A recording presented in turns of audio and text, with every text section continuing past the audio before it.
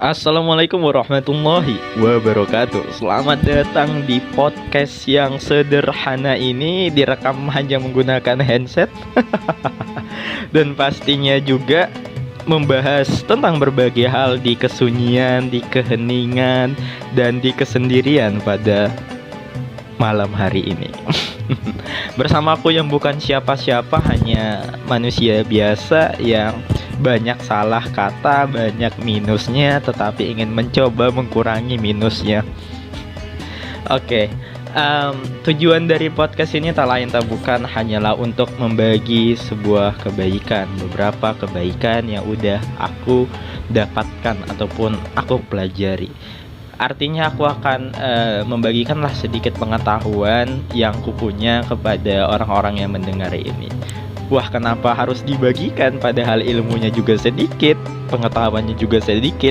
Ya karena ada salah satu ceramah khutbah pada hari Jumat beberapa bulan yang lalu. Dia bilang beberapa amalan yang tidak akan pernah putus ketika kita meninggalkan dunia gitu. Nah, salah satunya itu memberikan ilmu gitu. Kalau dipikir-pikir kenapa salah satu ini ilmu? Nah, yaitu pertama, ketika kita mengajarkan sesuatu kepada orang dan orang itu mengerti, bahkan mengaplikasikannya ke dalam kehidupannya dan bermanfaat bagi dia, maka kita akan mendapatkan amal kebaikan gitu, berupa pahala gitu. Kita mengajar dan pahalanya akan terus ngalir kepada diri kita. Bahkan sampai kita meninggalkan dunia sekalipun, di alam bawah kubur sekalipun, dia masih memakai ilmu yang sudah kita ajarkan, ya toh pahala tersebut tetap mengalir gitu. Nah, maka dari itu tujuan saya buat podcast ini tuh ya untuk membagikan ilmu ataupun pengetahuan yang sedikit ini. Oke, kita masuk ke beberapa hal yang menjadi menjadi keribetan, menjadi kebingungan, dan juga menjadi menjadi kesulitan buat diriku sebagai manusia. Kesulitan apa ini ya? Kesulitan untuk menjadi manusia yang berrohani gitu, memiliki rohaninya yang sangat tinggi. Nah, ada sebuah buku yang bahas tentang tasawuf ya. Tapi buku ini tuh nggak ngejelasin secara lengkap dengan ilmu tasawuf, hanya pada beberapa pemahaman saja mengenai ilmu tasawuf tersebut. Nah, di dalam ilmu tasawuf tersebut tuh ada yang namanya itu 7 makom kenaikan rohani katanya. 7 makom kenaikan rohani itu apa ini? Ini apa maksudnya? Makom itu tuh rupanya adalah tingkatan gitu. Tingkatan manusia terhadap Tuhan gitu, Allah Subhanahu wa taala.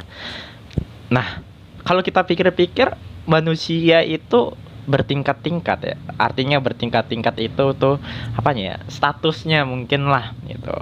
Kalau misalnya ada status sosial, tingkatan sosial gitu, si Dono yang berperan ataupun berprofesi sebagai tentara itu akan lebih dipandang daripada si Doni yang berprofesi sebagai pedagang asongan gitulah. Artinya manusia yang lainnya pastinya memandang dua manusia yang ini tuh ya berbeda-beda gitu. Mungkin lebih diperlakukan khusus ya pada tentara ini gitu. Si Dono ini. Tapi kalau dipikir-pikir lebih dalam lagi ya, bahwasanya bukan hanya manusia aja yang kayak gitu ternyata. Bahkan Tuhan kayak gitu. Loh, berarti Tuhan menganggap manusianya berbeda-beda? Enggak juga. Tuhan itu punya perlakuan khusus sama orang yang pastinya lebih beriman, berrohani, bertakwa daripada manusia yang tidak beriman, bertakwa, dan berrohani. Gitu. Bukan berarti Tuhan tidak suka. Suka, Allah Subhanahu wa taala suka. Cuma dia pasti memberikan perlakuan khusus kepada orang yang lebih berrohani gitu. Tapi Tuhan memberikan kesempatan yang sama untuk bertaubat. Nah, itu dia.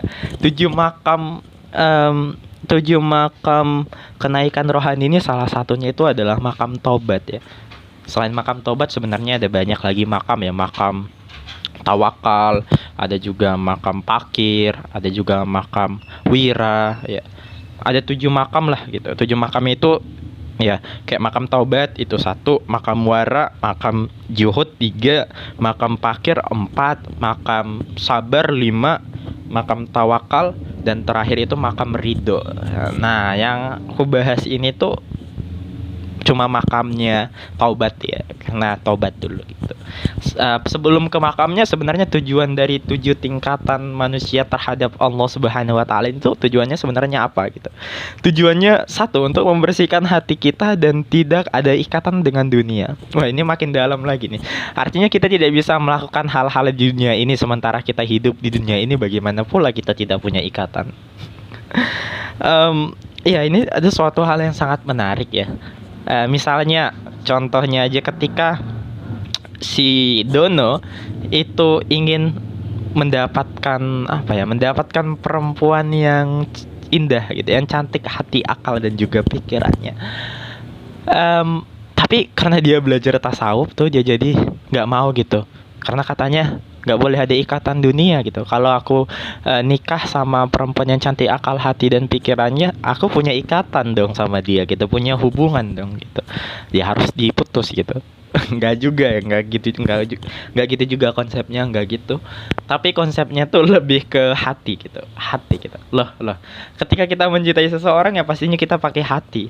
Iya, pakai hati. Cuma hatinya itu diprioritaskan sama Tuhan gitu. Yang kedua baru sama manusianya. Kenapa kayak gitu ya? Intinya biar nggak kecewa aja. Dan biar kita itu tidak punya ikatan dengan dunia gitu. Artinya seperti ini aja sederhananya. Bukan berarti kita tidak mau menjadi ini, tidak mau menjadi B, tidak mau menjadi C, tidak mau mempunyai ini. Boleh mempunyai itu semua. Hanya saja kita harus memutus ikatan tersebut ketika kita berhadapan dengan Tuhan. Bisa dibilang seperti itu juga gitu. Bahkan kalaupun dikaji secara dalam-dalam, ini tuh nggak akan kelar-kelar. Bahkan ada seorang sufi, dia ahli. Oh, kok kira itu suara apa? Tadi ada suara kayak ngetok-ngetok pintu. Oh, itu ternyata sebelah tuh. Karena recordnya tengah malam, jadi kondisinya tuh agak mencekam. Oke, kita lanjut. Jadi kalau misalnya bukan berarti dia tidak boleh punya apa-apa. Cuma ketika berhadapan dengan Tuhan, ya usahain jangan terlalu fokus sama dunianya gitu. Putus ikatan tersebut gitu. Contoh sederhananya lagi lah, ketika kita misalnya tidak disukai dengan banyak orang gitu, sehingga kita frustasi dan merasa kita harus bisa disukai sama banyak orang. Toh itu berarti kita masih memikirkan namanya ikatan suka gitu. Toh kalau konsepnya tasawuf, jika tidak menyukai ya toh gitu, ya wes gitu, rapopo, yang penting asalkan Allah ataupun tuh Allah Subhanahu Wa Taala menyukai kita, itu udah cukup gitu. Karena nikmat yang paling besarnya ya nikmat Allah gitu. Oke, kembali ke makamnya taubat tadi. Nah, di makam taubatnya tadi ya tujuannya untuk menyucikan hati dan menghilangkan ikatan dari dunia. Sangat sakral sekali. Sementara kita hidup di dunia, bagaimana cara menghilangkannya? Apa ya? Gini, kalau kita pahami ataupun kita kaji dari tasawuf ya, dunia itu merupakan belenggu yang memperbudak jiwa manusia. Wih, ya memang kenyataannya memang seperti itu ya. Maka dari itu ya, kita tuh harus bisa tamak kepada dunia, pelit-pelitlah kepada dunia gitu. Kenapa kok tamak sama dunia gitu? Karena dunia itu dapat membunuh kehidupan. Itu kata Supi gitu. Karena Supi seorang ahli tasawuf, dia bilang seperti itu. Jangan sampai terikat, nanti bisa membunuh kehidupan gitu. Sementara mereka udah belajar banyak hal, udah melakukan banyak hal, mendalami banyak hal, tiba-tiba kan terlena dengan dunia, jadi hilang gitu. Makanya dapat membunuh kehidupan gitu. Maksudnya kehidupan para Supi. Nah, baru jadi bagaimana caranya gitu? Caranya simple, ya melakukan taubat gitu. Nah, taubat ini kadangkala dia itu udah berdosa, dia sudah melakukan perjinahan, dia sudah melakukan A, melakukan B, dia sudah melakukan hal-hal dosa yang sangat luar biasa. Tetapi Tuhan masih memberikan kesempatan untuk bertaubat. Nah, itu namanya dosa yang lain lagi gitu. Kalau di dalam tasawuf itu namanya dosa atas perbuatan-perbuatan yang salah gitu. Tapi jika ingin mendekatkan diri kepada Tuhan, kita harus bertaubat dengan tujuan selalu berada di sampingnya Tuhan gitu. Tobatnya kayak gitu. Itu tobat yang paling tinggi daripada tobat menghapus perbuatan. Artinya bukan tobat menghapus perbuatan dosa tidak penting. Penting hanya saja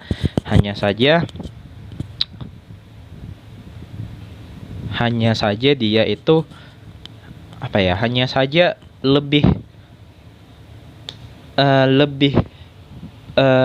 ingin bertasawuf, ya kita harus itu gitu. Harus bertaubat selalu mengingat Allah Subhanahu wa taala, bertobat agar tidak terlena dengan dunia.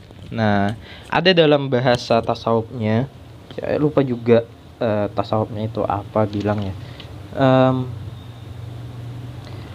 Dia bilang lebih kurangnya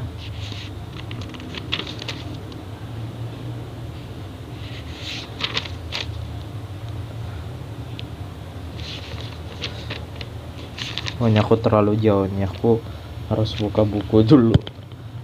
Nah ya,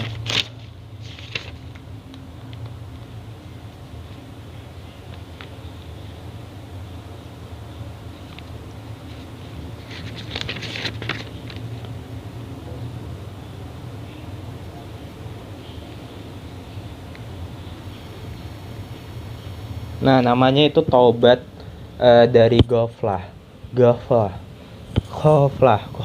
mungkin ya.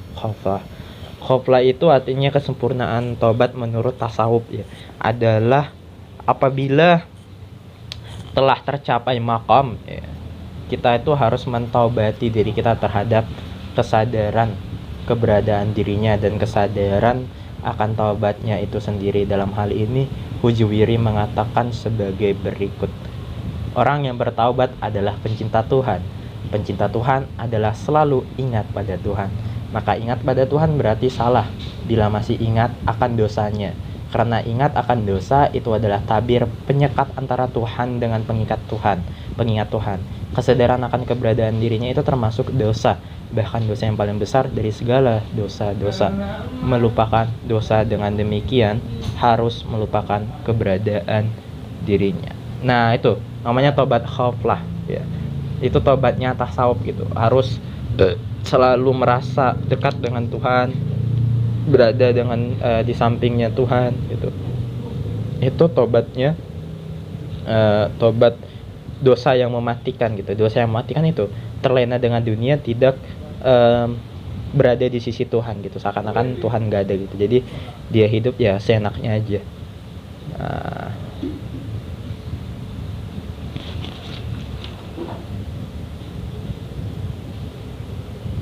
Dan ada juga tobat dari perbuatan ya, itu pun tobat untuk menghapus dosa-dosa. Tapi kalau tobatnya ghaflah ini tuh, ghaflah itu tobat untuk memunculkan keberadaan Tuhan di dalam hati kita gitu. Oke, inti dari podcast ini tuh sebenarnya satu ya.